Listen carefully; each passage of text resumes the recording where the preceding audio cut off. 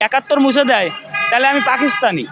আমার দেশের গরিব বর্তমানে যে অবস্থায় আছে, আর কিছুদিন পরে মানুষ হয়ে মানুষের মাংস খাওয়া ধরবে। ৭১-এর ৫২-এর একটা খিতাব আছে বঙ্গবন্ধু, যা আপনার আমার নাই।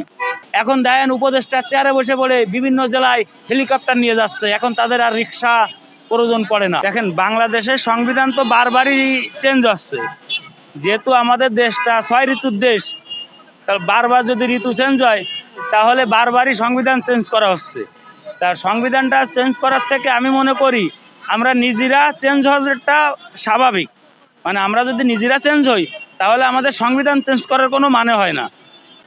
৭১-এর ৫২-এর একটা খিতাব আছে বঙ্গবন্ধু, যা আপনার আমার নাই। এখন অনেকে মনে করেন যে ৭১ মুছে দেবে, অনেকে ৭২ মুছে দেবে। ৭২ যদি মুছে দেয় তাহলে আমি তো বাঙালি না, তাহলে ৭২ মুছে দিলে আমি বাঙালি না, ব্রিটিশ। আর যদি ৭১ মুছে দেয় তাহলে আমি পাকিস্তানি, আমি বাঙালি না। এখন আমার ৭১-ও বুকে ধরে রাখতে হবে, ৫২-ও বুকে ধরে রাখতে হবে। ২০২৪ সালকে বাক স্বাধীনতা হিসাবে ঘোষণা করতে হবে। ২০২৪ সালকে ৭১ বলে ঘোষণা করা যাবে না যে আমরা স্বাধীন আনিছি, আমরা বাক স্বাধীনতা পাইছি।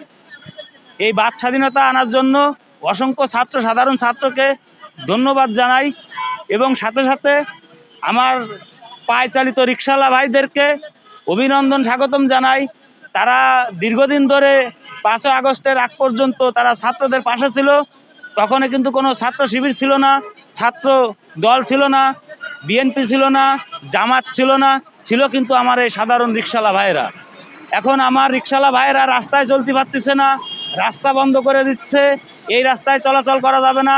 ২০ টাকার একটা ভাড়া মারতেছে, ৮ কিলোমিটার ঘুরে যেতে হচ্ছে। আমি এর প্রতিবাদ জানাই, আমাদের রাস্তাটা যেন খুলে দেয়। এখন দেখেন উপদেষ্টার চেয়ারে বসে বলে বিভিন্ন জেলায় হেলিকপ্টার নিয়ে যাচ্ছে, এখন তাদের আর রিক্সা প্রয়োজন পড়ে না। রিক্সা প্রয়োজন পড়ে না, সাধারণ মানুষ প্রয়োজন পড়তেছে না। আমার এই সাধারণ দেশের জনগণ, কর্মমুখী যে ভাইগুলো আছে তাদেরকে, এখন তারা ছাত্ররাই পুরো দেশ চালাবে। ছাত্ররাই যদি দেশ চালায়, আপনাদের মা বাবাকে বলেন এই দেশের ট্যাক্স প্রদান করতে, আপনাদের মা বাবাকে বলেন সরকারি স্কুল কলেজ বানায় দিতে, আমাদের টাকা দিয়ে যেন কোনো স্কুল কলেজ না বানানো হয়। আপনারা দেখেন বিগত দিনে অনেক বয়স্ক ভাতা, অনেক বিধবা ভাতা, অনেক মুক্তিযোদ্ধা ভাতা, অনেক পঙ্গু ভাতা শেখ হাসিনা এই দেশের মানুষের ভিতরে প্রদান করেছে। এখন এই প্রদানের মাধ্যমে অনেকের হিংসা হয়েছে, অনেকে নিয়ে তীব্র নিন্দা জানাইছে যে এ কাজ করা যাবে না। এখন আমি দেখতে পাচ্ছি সন্ধ্যার পরে আমার ঢাকা বিশ্ববিদ্যালয়ের চতুর্থ সাইড বন্ধ করে দেওয়া হয়, রিক্সা ঢোকা যাবে না। রিক্সার যদি না ঢুকতে পারে রিক্সাওয়ালারা খাবে কি? আপনি হেলিকপ্টার নিয়ে এই জেলা তো ওই জেলায় যাচ্ছেন, ওই হেলিকপ্টারের পাইলট যে বেতন পাচ্ছে তাতে কিন্তু রিক্সাওয়ালার টাকা আছে।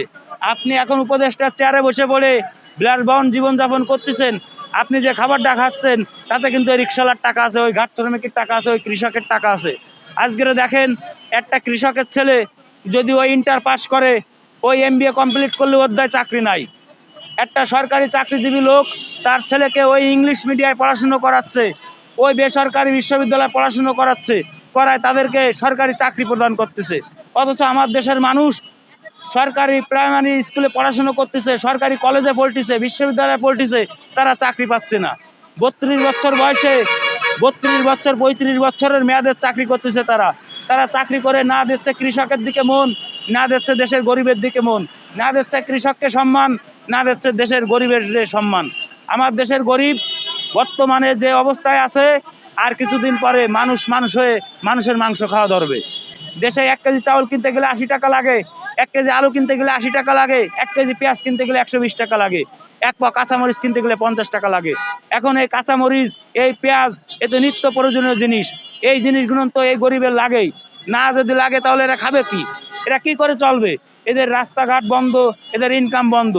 অনেকে চুরি করার জন্য রাস্তায় বের হয়ে যাচ্ছে। এখন চুরি যদি করা হয় তাকে তো মার দেওয়া হচ্ছে, তাকে জেলে দেওয়া হচ্ছে। আর বড় বড় চোর তাদেরকে আমরা দিচ্ছি বিলাসবহুল গাড়ি, বিলাসবহুল বাড়ি, এবং রাস্তায় পুলিশ দিয়ে, আমার দেশের টাকা দিয়ে, আমার দেশের সরকারি লোক দিয়ে, প্রোটেকশন দিয়ে তাদেরকে ভিআইপি করে দিচ্ছি। বড় বড় চোর যাচ্ছে, আমরা হাজারো রিক্সাওয়ালা, হাজারো গরিব মানুষ, হাজারো সিএনজিওয়ালা রাস্তার বাড়ে বসে থাকতেছি, হাজারো বাসওয়ালা রাস্তার পাশে দাঁড়ায় থাকতেছি, একটা ওই চোর বড় ভিআইপি যাচ্ছে তার জন্য। অনেকে এখন মাদ্রাসা এতিমখানার নামে ভণ্ডামতি করতেছেন, আপনারা যারা মাদ্রাসা এতিমখানার নামে ভণ্ডামি করতেছেন, আপনারা দেখেন একটা এতিমখানায় 4 জন এতিম আছে, 8 জন লোক তার দায় ভিক্ষা করে বেড়াচ্ছে। আমার নবী সাহেব বলেছিল করোনা নবীর ভিক্ষা, করোনা ভিক্ষা, মানে নবীর ভিক্ষা, করোনা ভিক্ষা, নবীর দীক্ষা, মানে নবী সাহেব নিজেই ভিক্ষা করতে বারণ দিছে। এখন মাদ্রাসায় পড়ে তারা যদি ভিক্ষা করতে বার হয়, তাহলে এটা আমার নবী সাহেব কি শান্তি পাচ্ছে না নবী সাহেব কষ্ট পাচ্ছে?